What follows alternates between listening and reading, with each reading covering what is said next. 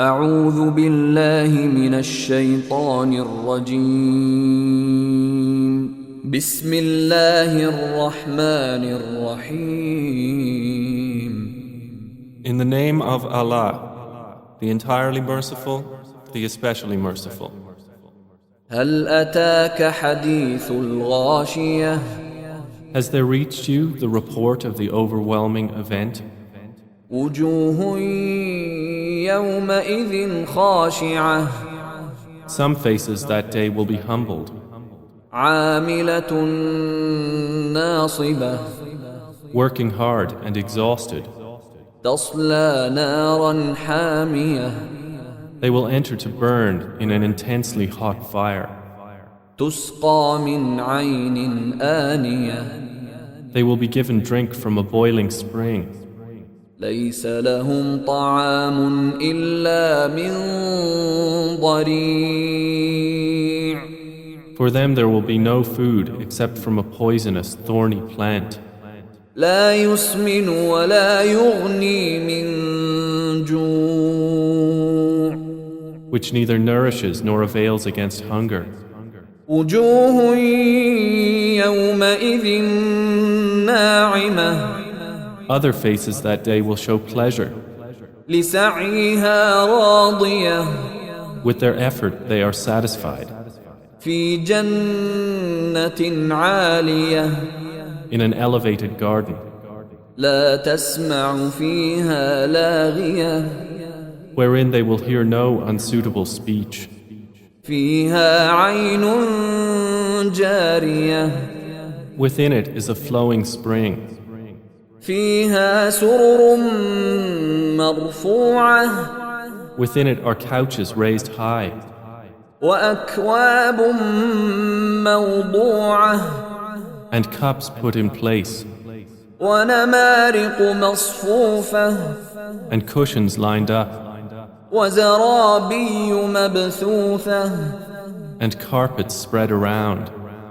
أفلا ينظرون إلى الإبل كيف خلقت Then do they not look at the camels, how they are created, وإلى السماء كيف رفعت and at the sky, how it is raised, وإلى الجبال كيف نصبت and at the mountains, how they are erected, وإلى الأرض كيف سطحت and at the earth, how it is spread out. فذكر إنما أنت مذكر So remind, O Muhammad, you are only a reminder.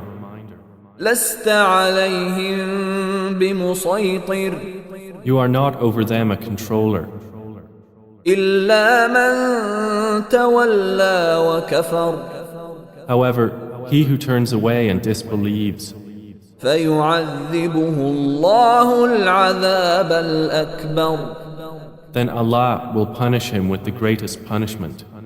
إن إلينا إيابهم Indeed, to us is their return.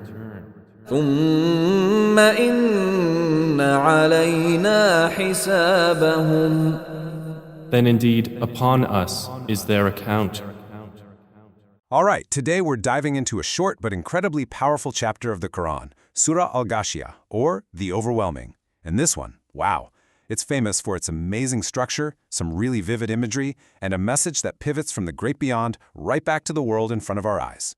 So right off the bat, the text doesn't ease you in at all. It just hits you with this direct, almost jarring question. It's meant to grab your attention and set this really serious, dramatic tone. It's basically asking, hey, have you heard the news about the single most overwhelming event that could possibly happen? And right after that bombshell question, the chapter immediately splits into these two completely opposite destinies. First, it paints this picture of just profound suffering and regret. It shows us what it calls the faces of despair. The way it's described here is, well, it's really striking. It's not just about punishment. It's about this deep, internal feeling of exhaustion and humiliation. The imagery kind of suggests that everything they worked for in the world, it was all for nothing. And now they're stuck in this state of endless, pointless work. And where they end up? Well, The text is brutally direct, a blazing fire. This isn't just some location, it's a whole experience. The language is meant to be sensory, to make you feel the intensity, right down to what they're given to eat and drink. And the details here, they're just so vivid, right? For a drink, they get a boiling hot spring. For food, a bitter, thorny plant called Dhari. And here's the kicker.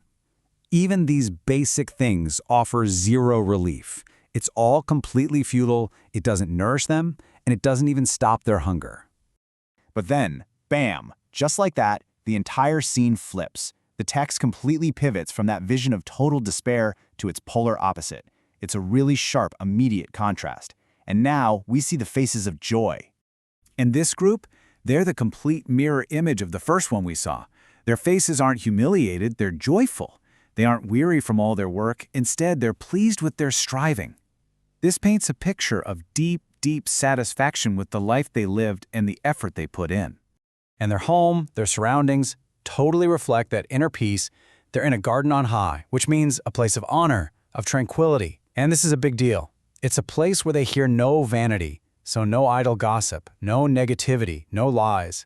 It's suggesting that real peace isn't just about physical comfort, it's also about getting away from all that mental and social noise. And just look at the details of this place. Instead of a boiling spring, you've got a bubbling spring. The whole place is decked out with raised thrones, goblets just waiting for them, cushions and rich carpets all laid out perfectly.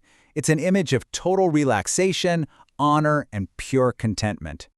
Okay, so when you put them side by side like this, the contrast is it's crystal clear. Just look down the rows. One group is weary, the other is pleased. One is in a blazing fire, the other in a garden on high. Even their drinks, a boiling spring versus a bubbling one. They're direct opposites. This stark duality is absolutely central to the whole chapter's message. Okay, so just when you think you've wrapped your head around these two destinies, the chapter pivots again, hard. It yanks our focus away from the unseen future and slams it right back down into the tangible physical world that's all around us right now. And it does it with another one of these powerful questions, basically asking us, asking you, hey, don't you guys even look around?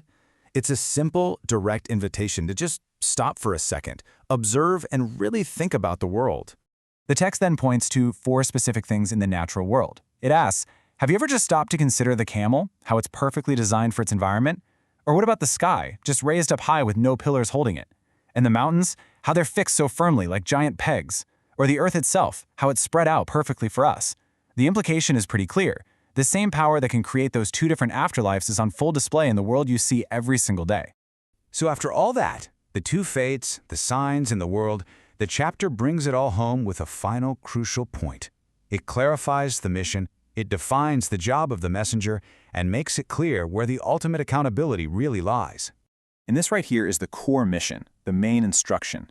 The role is laid out very specifically. Your job is to admonish, or in other words, to just be a reminder. The responsibility is to get the message out there, not to control what happens next. And this distinction is so important. The text makes it a point to clarify that you are a reminder, but you are not a manager of their affairs. It draws this really sharp line. There's no power here to force anyone, to compel them, or to control what people do with the message. That choice ultimately is up to each person. So, with that boundary set, the text then lays out what happens if someone hears the reminder and actively chooses to turn away and reject it. For them, the outcome is described as a mighty punishment. And this all builds to the final, powerful mic drop moment of the chapter. The first part of this final statement lays down an inescapable truth. In the end, everything and everyone returns to God. And there it is, the final resounding line.